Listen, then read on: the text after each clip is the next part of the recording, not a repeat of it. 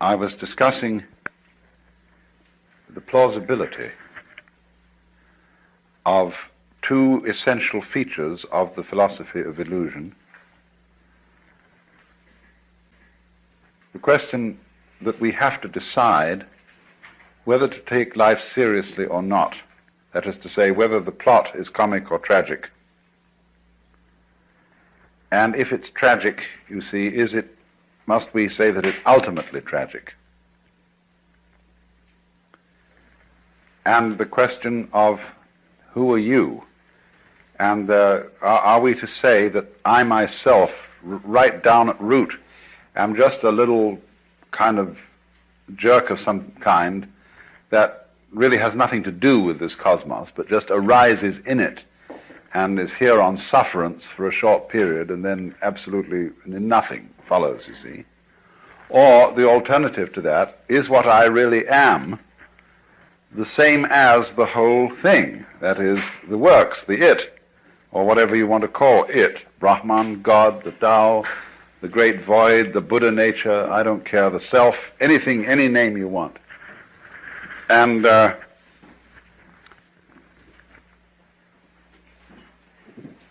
whereas that attitude, you can look at it from various points of view in judging it. You can say it's wishful thinking. You can say that it's insufferable pride. But the point of the matter is, as I tried to show, any other way of looking at things is kind of schizoid. It looks at human beings as if they arrived in this world like a bunch of birds on the branches of a barren tree. And they just got settled there, you know, and they don't belong. The sense of being strangers and pilgrims from another domain altogether. Well, where is this other domain? And how does it relate to this one? Are they separate? I showed you that even when we say that two domains are the poles apart, the very fact that they're poles shows that they have a hidden connection. And the hidden connection is the big thing in life. All you junkies know that.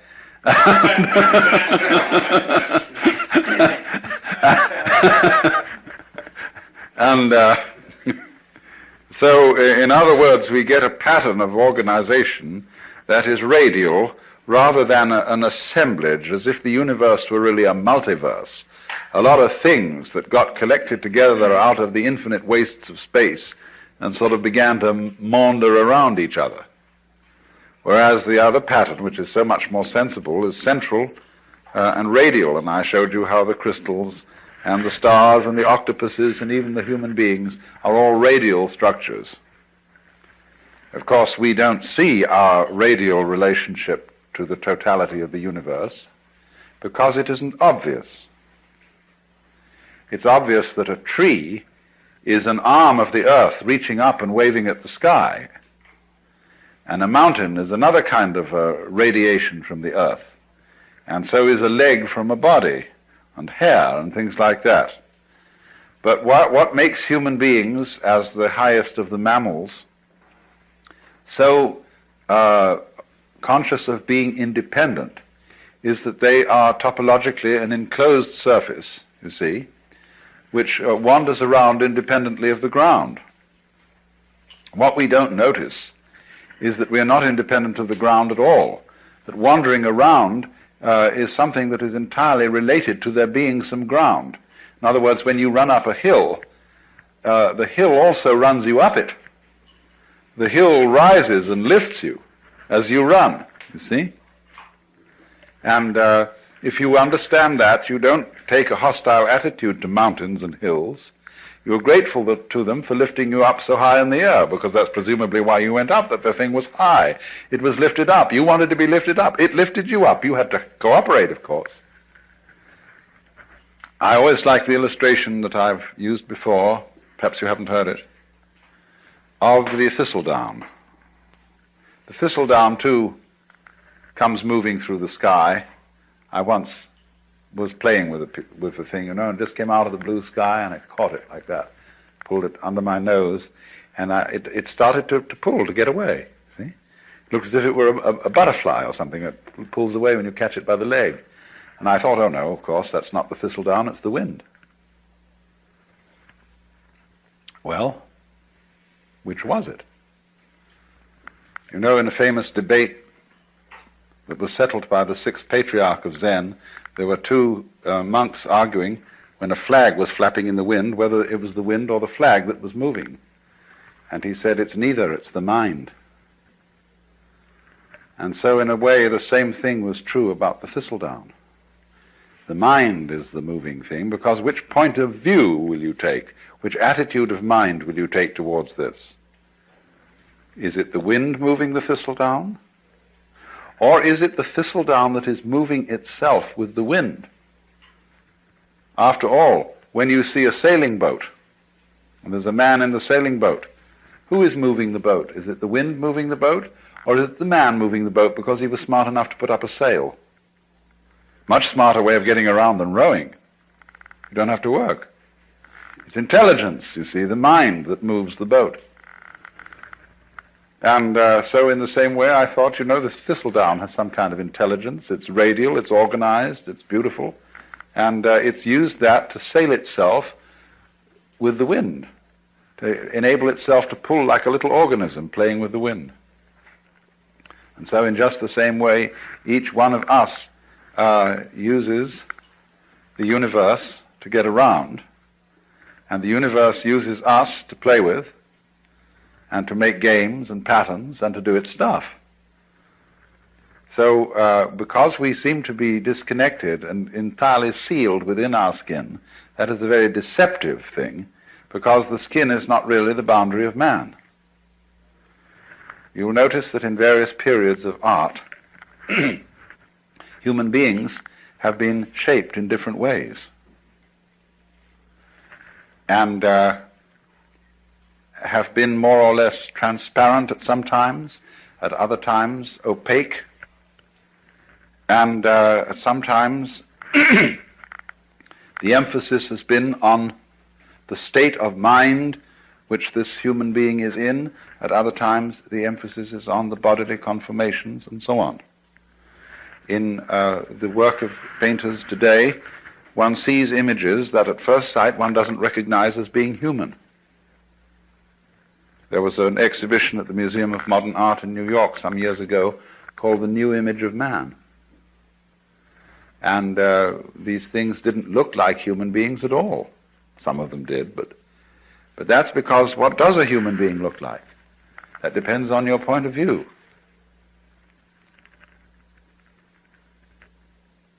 You see, if you are prejudiced that a human being is only what is inside his skin, then you think that when anybody paints the human being beyond those boundaries, that he's lost the image of man. He hasn't necessarily lost it at all.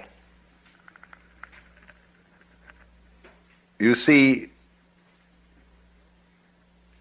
there's an old feeling that the shape of the universe is the shape of man. I don't know if you've ever heard that said. That man is the microcosm, and that the universe as a whole is the macrocosm. Now, as you plumb out into the universe and explore it astronomically, it gets very strange.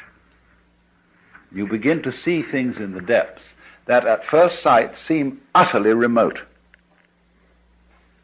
How could they have anything to do with us? They are so far off and so unlikely. And in the same way, when you start probing into the inner workings of the human body, you come across all kinds of funny little monsters and wiggly things that bear no resemblance to what we recognize as the human image. Look at a spermatozoon under a microscope, that little tadpole. And how can that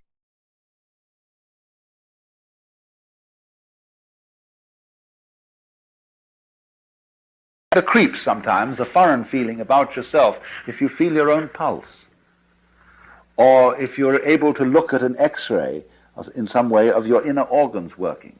See, they're all strangers to us. We don't know about them. And they give us the creeps, as if they were, coming across some weird insects in the dark. That sort of feeling. But what we will always find out in the end, you see, when we meet the very strange thing and we look into the distant reaches of space, there will one day be the dawning recognition, that's me. Why, that's me. And the whole game of the universe, you see, is to appear as strange to itself as it possibly can. That's how one keeps variety going. That's how one keeps wonder going, and all kinds of exciting developments. How different can you get? In the beginning, the Lord said, get lost, to himself, you see. So, we shall find, for example, that space that you see all around you and containing you, and you can feel space in many ways. Space is not only something that comes through the eyes. The movement of your arms, if with closed eyes, if for a blind person, is his way of knowing space. And you can hear space audibly. Lots of sounds appear to be in restricted spaces or ample spaces. And silence that goes with sound corresponds to space. And even St. Thomas Aquinas, that old Catholic theologian, said that good derives its virtue from evil, just as it is the silent pause that gives sweetness to the chant. So, but space, you see, that seems to contain, space is one's mind. This was common sense to people living in the early Renaissance, for example, at the time of Dante. There are many references in Dante's poetry to the identity of mind and space. And likewise in a 8th century text in China, the Sutra of the Sixth Patriarch, he likens the nature of mind to the nature of space. He says, just as space contains all the sun and the moon and the stars and the people and the mountains and the forests, so the nature of mind, the nature of consciousness, the nature of oneself contains all these things. So you see that if you think that way, you have an image of man that is global, that is very different from the image in which man is defined as bounded by his skin. That's a prejudice. We think now, for example, I have my own private thoughts.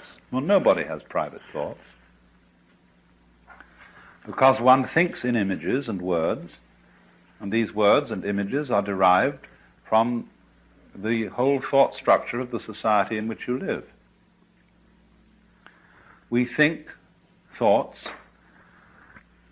The domain of mind is very similar to the grid structure of an electric power supply system. You know, what happens is there's a network of power stations and transformers so arranged that if one of them gives out and fails to supply a certain area, immediately the grid connects them with other sources of power. Well, in rather a similar way, our minds are connected. Let's take one very obvious example of it.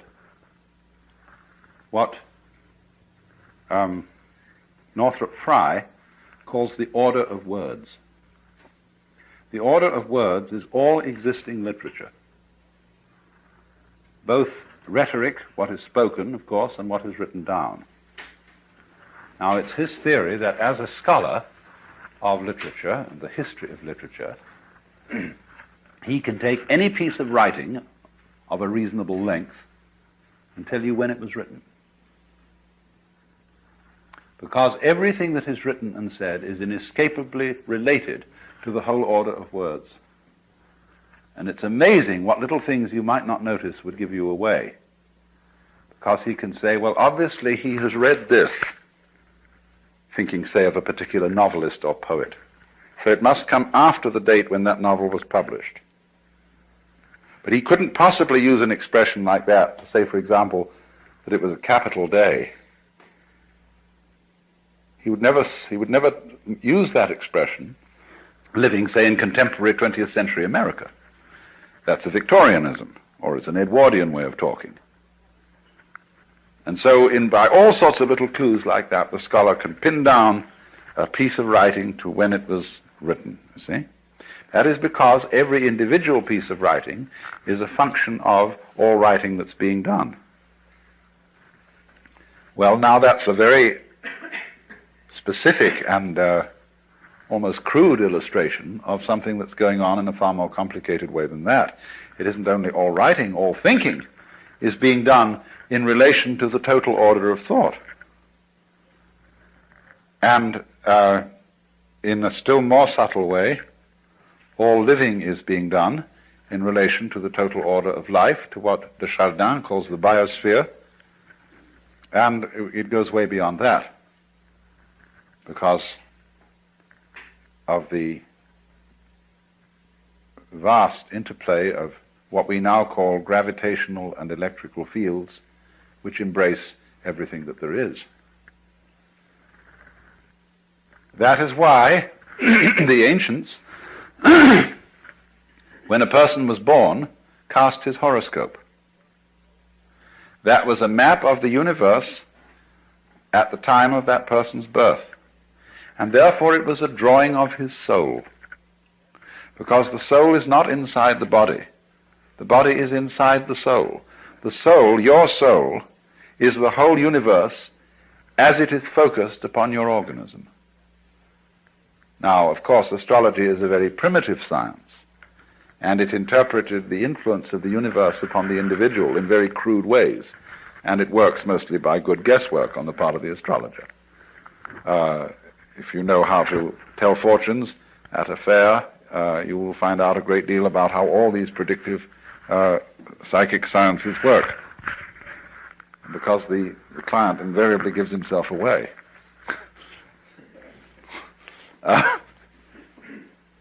Either by his anxiety to be told the truth or by his anxiety to conceal it. They work equally well. Now, but there is, you see, underneath the astrological notion, a sound idea that the true map of the soul is the picture of the universe surrounding the individual. It isn't necessarily your soul is not the picture of the universe just at the moment when you were born, you see. It goes along all the time you live, because the whole thing expresses itself through you. And therefore, in that sense, the map of the stars, the horoscope, etc., was an image of man in just the same way as we regard a picture of the human body as an image of man. And it's an image from a different point of view. It's a bigger image. It shows, in other words, that your mind is very largely outside your body. After all, it's inside too. It's simultaneous. You see, I cannot think, I can't have a mind without seeing, feeling, and relating to other people. Without all the social institutions, not only language, but the laws, the customs, the gestures, the rituals by which we relate to each other. All those things compose the mind. For the mind is a huge network of relationships and interconnections at a high level of sensitivity. Mind and matter are, of course, polar. They go together. They're two ways of thinking about the same thing, or shall we say two dimensions of the same thing, just like length and breadth, or just, shall we say, like shape and color. You see, nobody ever saw a shape that wasn't colored. Nobody ever saw a color that wasn't shaped. And yet we can see there's a very clear difference between color and shape. But they always go together, they're always found together. Well, it's the same sort of relationship between mind and matter. And the difficulty that people have in trying to reduce one to the other and saying, well, the world is only material, or saying, on the other hand, that it's only mental, is the same difference you would have in trying to reduce all shapes to colors or all colors to shapes.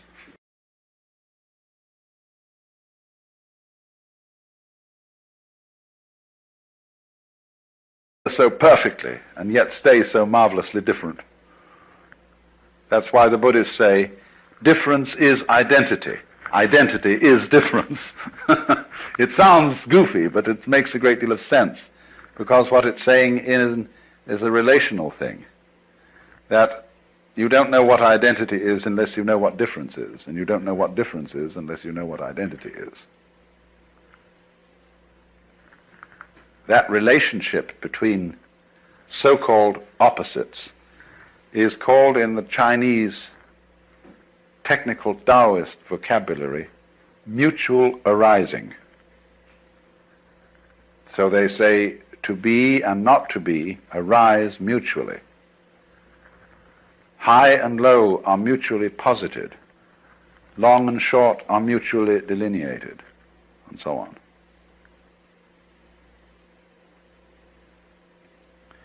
Now,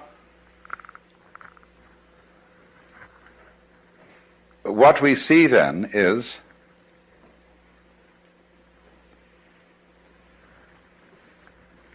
the totality of the cosmos focused at each point, you see, gives rise to the illusion of the independence of the point from the whole. Just as the human being, by virtue of having an enclosed epidermis, and to be able to walk instead of having to be rooted to the ground, presents the illusion of being separate. And so that's why I asked Vada to do these demonstrations last night, because he showed visually the interdependence of the figure and the background, and how the two play together, how you can switch from paying attention to one to paying attention to the other, and in each case it's significant. That is an art that we have lost in our day-to-day perception of life, and it leads, practically speaking, to the serious problem of ecological blindness. That is to say, to the ignorance which most human beings seem to suffer from, especially in our culture, that they are inseparably related to their physical environment. It looks as if we aren't. It looks as if we can go out with bulldozers and insecticides and every kind of a gadget and make over our physical environment as it suits our whims. But then we discover to our consternation that we've upset all sorts of balances, that the house we made such a nice flat lot for on the hillside suddenly slides down the hill when there's a rainstorm because we took away all the shrubbery that was binding the hill together. And, you know, this happens in Hollywood every day. And,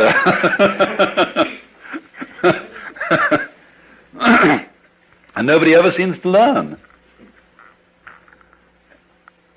And that's, you see, there's this immense importance of overcoming the illusion of separateness. But people are afraid of that because they think it's communistic. They think that the grand style, the great thing about Western civilization, is its stress on individual personality and its value. And that we have created the ideal of personal integrity. That is to say that the most important thing in the world is the individual. All collectivities, corporations, states, and so on, exist as servants of the individual. And if they get in his way and they interfere with his private enterprise, whatever that may be, it's a bad thing. Man, the individual, is the crown of creation from this point of view. And therefore, when anybody suggests that individual man is not what you thought was an individual, but is in some way united with, grounded in the totality, then if you're this kind of rugged individualist, you mix up your vocabulary and you call the totality the collective. Now, the collective and the totality are two completely different things. The idea of collectivism is based on individualism. It's the idea that the society of mankind and the physical environment beyond it is a collection with nothing of the kind. That's the idea of cosmic flotsam and jetsam that all floated together into a collection. And that's the obverse of individualism. You know, American individualism is the same philosophy as Marxist collectivism, seen from the other side, because they're both based on the same erroneous sensation of individuality. Now, what people don't understand is that a complex and interesting personality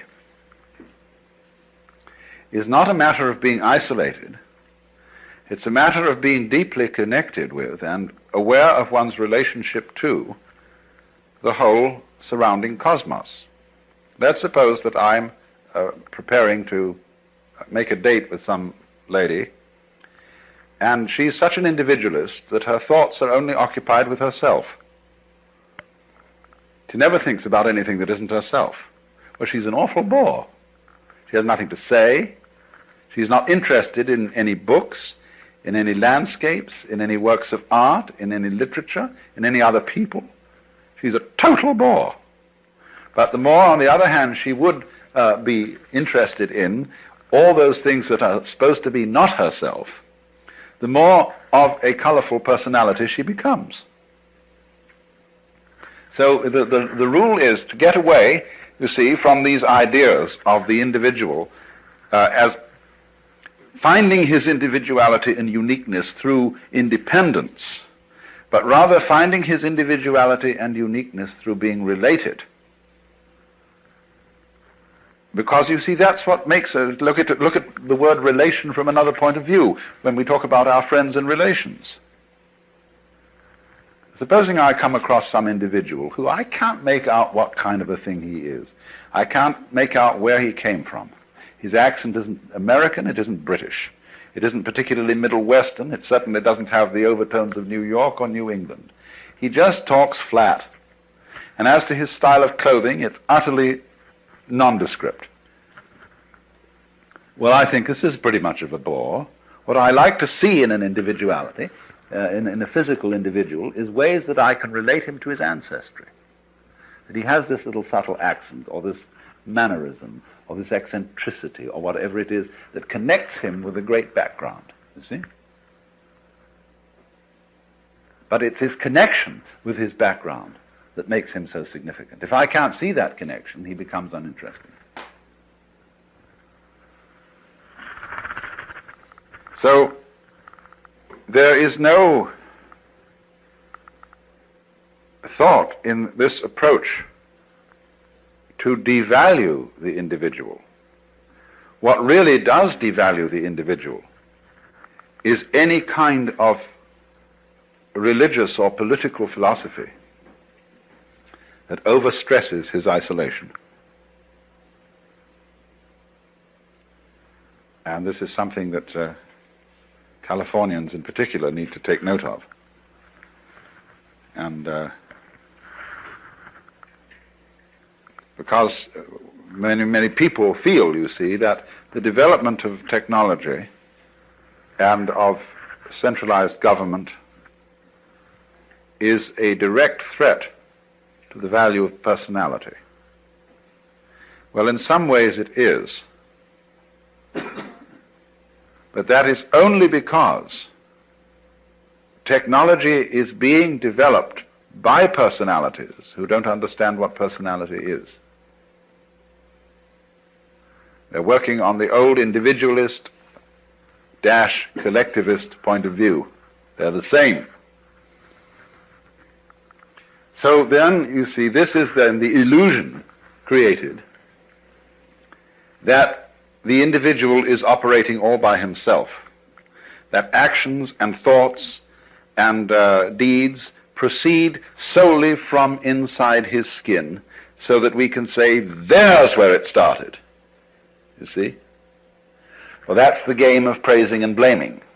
The game of who started it, who can we give candy to, who can we bang on the head. In other words, somebody has to be it. As in The Farmer in the Dell, you know, and finally you get the end, the cheese stands alone, the cheese stands alone. Hi-ho, the dairy-o, the cheese stands alone. Well, why?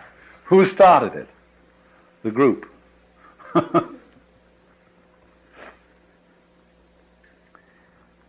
Well, another fear about this is that it absolves people of responsibility if they see through the illusion of separateness.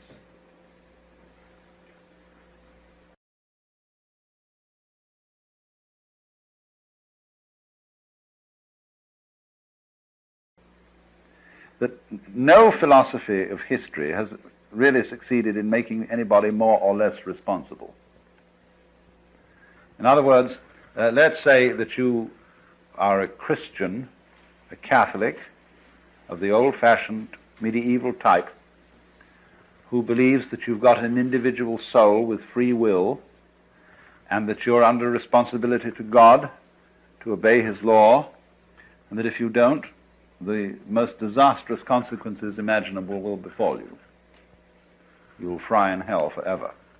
There's no evidence whatsoever that believing in that made people any more virtuous than they are today. None at all. Indeed, clergy who believed in all this owned whorehouses and all kinds of things. They were just as contemptuous of law and order as anybody could be now. And part of the reason was, of course, that the threat of hell was an unimaginable penalty like the H-bomb. It's just too big to think about, and really brings justice into disrespect because it uses such crude and clumsy methods. You know, it's like using a steam hammer to drive in tacks.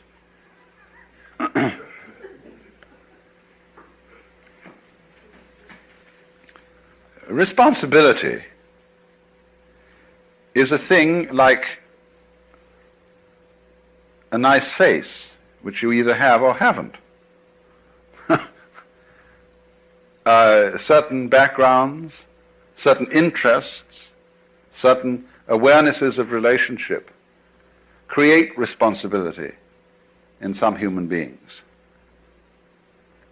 And they live that way not because they are giving themselves sermons and telling themselves all the time that they ought to be responsible. It's because they're intelligent enough to see that being responsible makes things very much easier for everybody all round. That's all there is to it. And, of course, that's all is a big all, but you won't, what I'm saying is, the people who are frightened that other people will abandon responsibility never did have any way of thinking that would guarantee that people would be responsible. There is no such guarantee. If there were, we should be automata.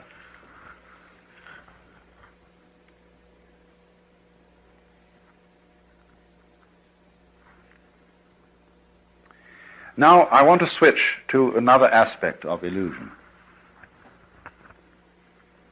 The quickness of the hand deceives the eye.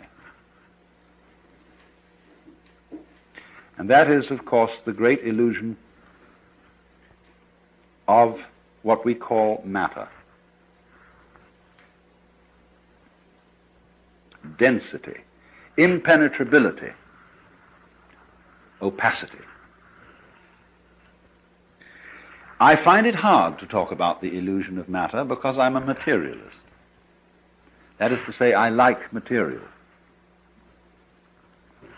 And though I may seem to you to be quite self-contradictory, for example, a wine should have body.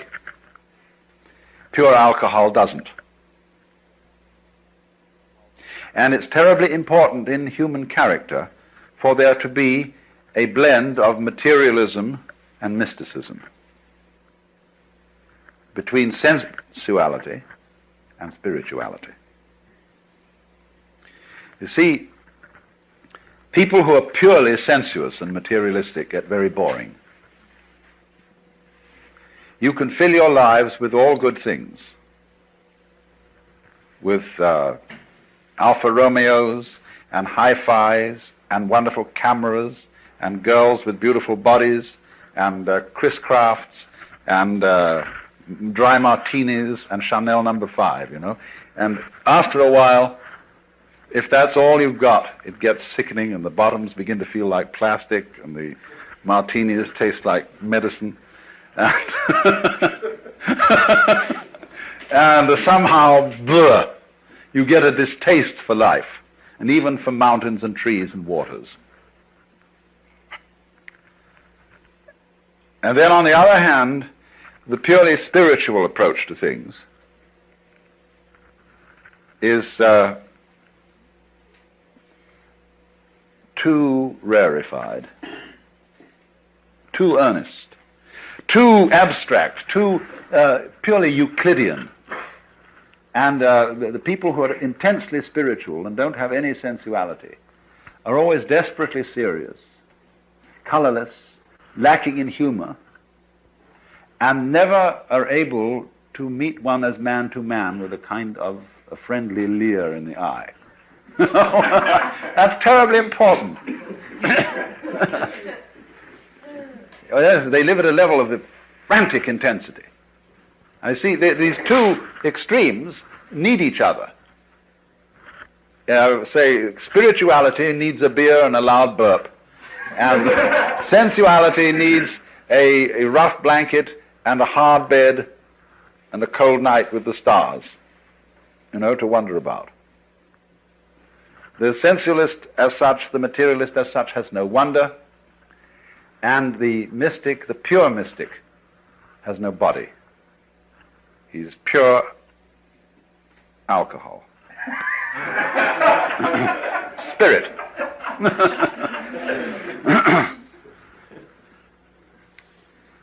So,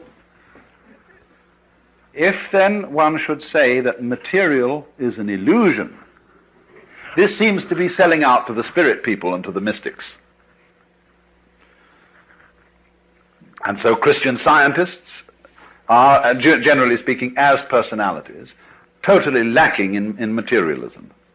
They're prissy and lacking in color, and their churches are very, very disagreeable. They're all reading desks, and they're too bookish, and they have no ritual, no ceremonies, no verve, you see? It's all cerebral. And likewise, when people get the wrong idea about Hinduism or Buddhism, they go in for this same ultra-mysticism. They start disbelieving in all material pleasures as crutches. And it's very bad to have crutches, you see. You shouldn't take aspirin when you've got a headache. You shouldn't wear glasses. You shouldn't show dependence on anything. You mustn't like your food too much, because that's becoming gluttonous. So you eat very plain food, which is not spiced, and you eat it out of a sense of duty. That is to keep the body functioning. You drink only water, because other drinks might cause certain dependencies and give you too much pleasure.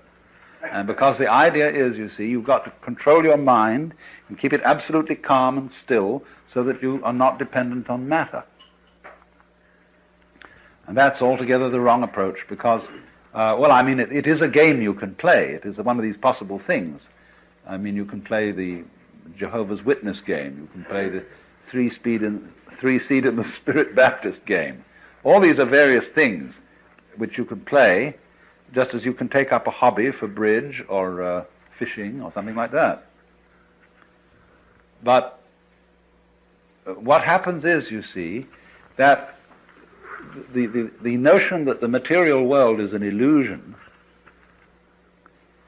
is turned into a judgment of value. If it's an illusion, therefore it's bad. I ought not to be under this illusion. Well, the reality of the matter is that if you see that the material world is an illusion, you can enjoy it a great deal better than if you think it isn't. A true materialist, therefore, is one who knows that material is an illusion. Then he's not afraid of it. Then he can enter into the dance of material with real zest. Because you see, if you're a false and a fake materialist, what's happened? You've borrowed money to buy yourself a Cadillac, an impressive house, ranch style with a picture window and a patio and a swimming pool, and you've bought a lot of stock, and you somehow wangled the money and borrowed it, and you keep lying awake nights wondering if you're going to make the payments. Well, there's no point in that at all. How can you possibly enjoy all this jazz, if that's the kind of jazz you want to enjoy, if you've got to worry about whether you pay for it or not? And you get hopelessly involved, you get commitments here, commitments there, and finally you have a nervous breakdown and shoot yourself. The only way to enjoy material is to disbelieve in it, just as one can disbelieve in money. Then you can have zest for it, you see? Otherwise, it's much better to be poor. I mean, if you have no taste for this kind of life and no real interest in it, but feel that somehow you ought to have it for status reasons, it's much better to stay poor. Not have any of that stuff at all. So, then this is the important thing I'm trying to say. Material is an illusion, but a great illusion.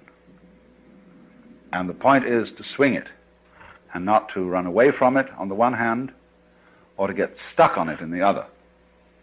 Then you can play with it. It's just like a wheel going round. If the wheel is too loose on the axle, it wobbles all over the place. If it's too tight, it won't revolve. But you kind of sit loose, you see, to this thing. Not too loose, though. Now, in what way, then, is the material world an illusion? Well, we know a lot about this now from our physics. And we know that what we call solidity is force, contained force. The agitation of particles or wavicles or whatever they are at such an immense speed that they become impenetrable to other agitations. So that when I put my foot on the floor, the reason it doesn't go through the floor is that the floor is coming into existence and going out of existence so rapidly that there is no interval through which my foot can penetrate. Like an airplane propeller, you can't put your head through it without getting it chopped off. Only that if it were going far faster still, it wouldn't even cut your head off. It would just be like banging your head against a brick wall. And it has to be going fast too within an extraordinarily small and restricted space. The airplane propeller is whizzing around through a considerable space in relation to the size of a head. But if it were going much faster, but through much smaller spaces, you see, then it would be like banging your head against a brick wall. So what we've got in our so-called physical objective world is a behavior of energy where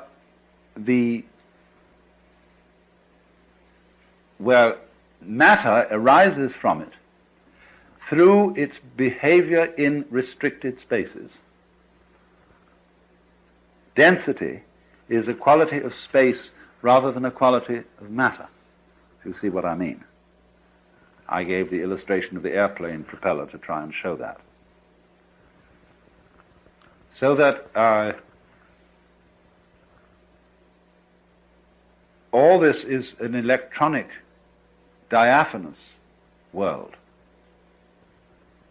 very similar to other creations of electronic patterns, the dance of forms on the TV screen, the rainbow,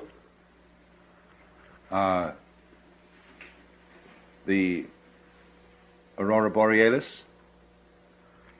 It's all fundamentally like that. Only we are of the same kind of jazz, you see. Our bodies are this dance too, and therefore the physical world feels real to us. In other words, it feels solid because we are something of the same kind. If we were on a different wavelength, we'd walk right through it, in the same way as radio waves come right through the house. They are of such a nature that they can penetrate the spaces, the interstices, or in some way jazz signals through. And but we are on the same wavelength, you see, as the wall, and so don't go through it. But nevertheless, the whole cosmos is therefore a function of energy, or you could say of light, something like light, and therefore we and it are all diaphanous. Now, it's easier to see that if you live in a medium where things aren't so dense. There's only one other creature as intelligent as man, and this lives in a medium that is less dense, and this is the dolphin. The dolphin is a mammal, and many millions of years ago it seems that dolphins were living on the land. But they are very clever, and they decided that the land was no place to live, because getting food was difficult, and you had to lug yourself around, and there were many, many bad shows about the land. It had very curious changes of temperature. It became unspeakably cold and unspeakably hot, and you had, in fact, to work. Well, no sensible person ever works. I never work, I get paid for playing. And everybody should do that. That's the mark of an educated man, is that eventually he gets a job where he's paid for playing. And a worker or a proletarian isn't necessarily a poor man. There are lots of poor, a poor man like, say, Selig Morgenrath or Eric Barker around here, they're not proletarians. A proletarian is a person who is fettered to the process of work. That is to say, to doing chores every day that he really doesn't like and that aren't in the least interesting in order to go on living. So the dolphins decided this is ridiculous, this land existence, and they went back to the water. And it's pretty easy to fish, you see. There are plenty of fish in the water and things to eat. As we know, the ocean is the greatest food supply in the world. And when they'd eaten a few fish or whatever they need, they decided just to have a ball. So the dolphin can get abreast of a ship, get one of the wakes coming out on the side, can set its tail at an angle of 26 degrees, and be pushed along by the ship. And it's not going anywhere. There's no reason to go along there. As if it had to get to another part of the sea's pretty much the same all through. But they're just going bloop, and whee, boom, and they chatter and dance, and they're really highly civilized beings. And so, please don't anybody ever kill dolphins or be unkind to dolphins, because they're exemplary, high-minded creatures. And we shall soon discover this. As soon as we can set up communication with them, they will tell us all about it, and we will then invent a new style of civilization based on frolic.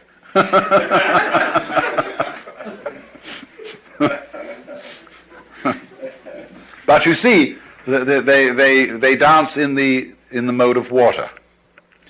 Now, human beings, as Toynbee has pointed out, as their civilization progresses, they begin to lose their roots.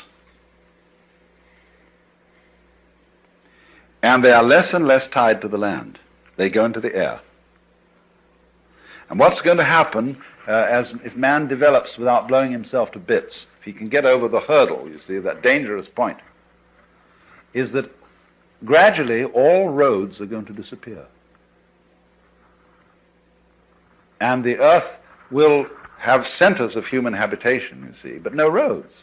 They'll be as obsolete as railroad tracks, because everybody will fly. And once the medium of air is much more fluid than the medium of water. And as we fly, you see, on the land, your values are all values of permanence, solidity, firmness. They're architectonic in the sense of our great stone structures, pyramids and things like that. But in the air and on the water, all values are fluid. And what you have to know to be a good airman is, of course, stars. Like whitethroats and other migrating birds migrate by the stars. Imagine. But once you start relating yourself to the stars, you realize that you're living in a universe where directions are all relative. And you become a being capable of existing in non-solidity. And that's why Buckminster Fuller, believed that all techniques and really all culture came from the sea. The men who first learned to sail were the wise men. He has a fantastic idea that there were initiates, great priests who were ship's captains, and that although some of their humble seamen didn't know all the secrets, that these priests were the first people who knew that the world was round. And that gives one an entirely different theology, you see, than if you believe that the world is flat. And so from the priests of the ocean, the landsmen learned how to use cranes, blocks and tackles, how to build, what a good house an overturned ship made. And so to this day, a cathedral has a nave as its central auditorium, nave from Latin navis, ship, showing the connections between ships and the first temples.